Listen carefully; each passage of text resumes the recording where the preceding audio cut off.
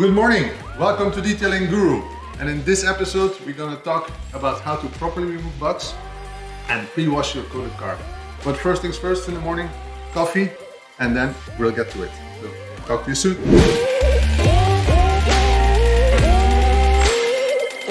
Preparing the foam is really important because you really want to know what your panel impact ratio is. This means that the product that comes out of the foam lens onto your paint, in which dilution ratio. If you want us to make a movie about that, just comment below and we can do that as well. For now, I'm gonna take the Q²M Foam and I'm gonna put 300 ml, 3 fingers of foam. We're gonna add a little percentage, half of this of water, give it a shake, and then we will foam the car.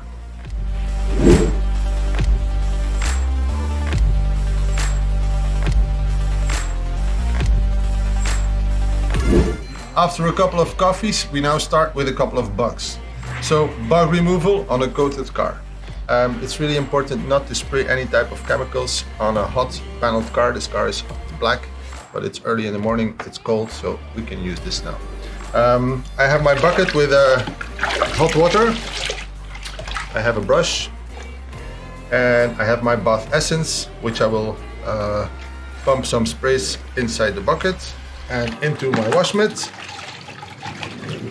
And now I will start spraying dry the whole front bumper, the lights with bug&Grime. I can do, it says bug&Grime, so it's not only bug removal but also a good grime removal.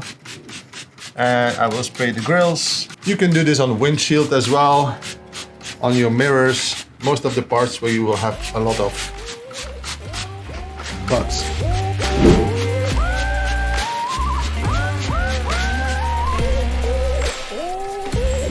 So I don't like to agitate right now. We better let it sit for like 1.5 minutes. So let the product react with the bugs. And then I will not use this brush on my paintwork, but you can use this kind of stiff brush meanwhile to agitate all your plastics where you can have a lot of dirt. And this is also great to do with bug&Grime. So this might, depending on which car, it can take some time to do it properly, but you will save some time in the end. So, meanwhile the product is working on the paint. And as I said, I have a hot water bucket.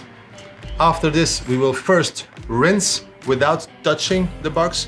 So I don't want to have this residue as less as possible in my wash mitt. And we have a polish wipe microfiber cloth, which I like to take separately and dump it also in my bucket for later use. Okay, so now we're gonna rinse and check how much bugs are still left on this bumper.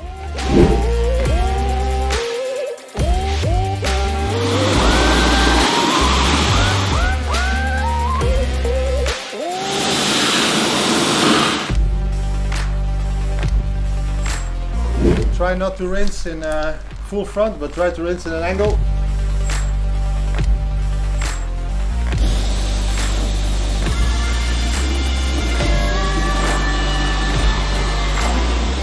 When we have removed and rinsed the bumper, you can check if there are many bugs left.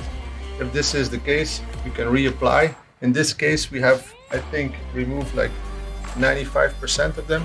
What I like to do is to take this polish wipe from Q²M. I spray some bug&Grime on it, and this way I slightly agitate it without using any type of brush, just like a soft wash, to let some more product do its work, and then we will give it a final rinse after 1 minute, and I think you will be bug free. You know, the last thing that bugs are seeing when they hit the windscreen, it's their ass. So there are a lot of bugs on the windscreen as well. So make sure you use bug&Grime on the windscreen and on the mirrors. These are the parts where most of the bugs are living their last seconds. When we spray bug and grime on the windscreen, it's not that important that you wipe with a microfiber cloth earlier, because this is not paint. This is really hard. This is much harder than paint. That's why we really want to take care of a coated car and have as much as debris or bugs or dirt removed before touching the car, so to prevent scratching. One of the reasons why I like to use this longer pile microfiber cloth on windscreens and on bumpers, and I don't use brushes on trim, because some brushes really scratch your trim and your paintwork, and this is not the case with microfiber. On the other side, you have a much higher surface contact area to remove things than a brush. So microfiber, keep it stupid and simple.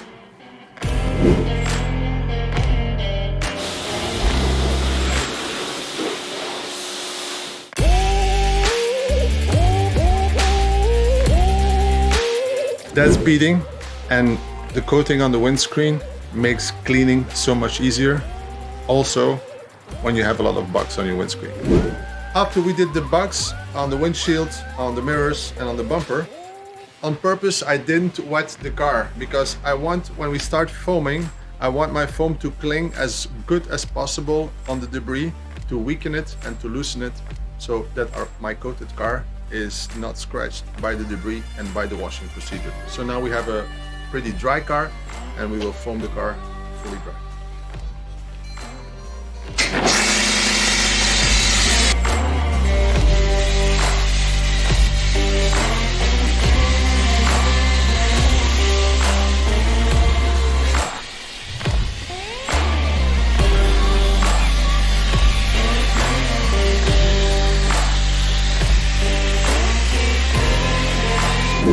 You saw when I foamed the car, I did it from bottom to top. This has a reason, because on the bottom there is more dirt accumulation than on the top. So I let my foam work for a longer period of time on the bottom parts than on the top parts. Rinsing, I will do the same. I will rinse my car from bottom to top. And also this has a reason, and I will explain in a couple of seconds. Okay, about 2 minutes later, we are now gonna rinse the car, and we're gonna rinse it from bottom to top. And I will show you, just watch it, why it is, because I want to see where I have been with my pressure washer, that dirt, and that I can observe where I have rinsed before.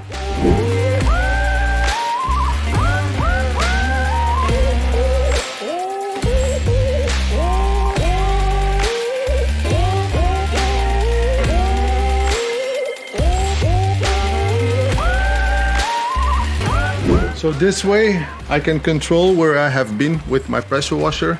When I start rinsing from the top, everything floats over the bottom parts and you don't have a visual to see where you have been. So start rinsing as well from bottom to top.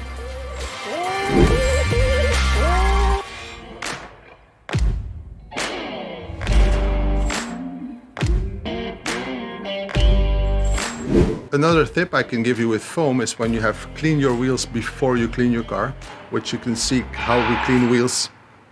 Just tap here. I will show you what you can do with the foam after you have cleaned your wheels. You can go in the wheel arches and just put some extra foam in it, what you have left in the bottle, to give him an extra clean. We have properly pre-washed the car, bug and grime, and we used foam. We have rinsed the car, and we are now ready to properly wash it. This will be shown in the next episode, so if you're happy with this episode, don't forget to hit the subscribe button. If you are already subscribed, you know what to do, and I hope you like it. If you have any comments, write down below. See you soon. Ciao.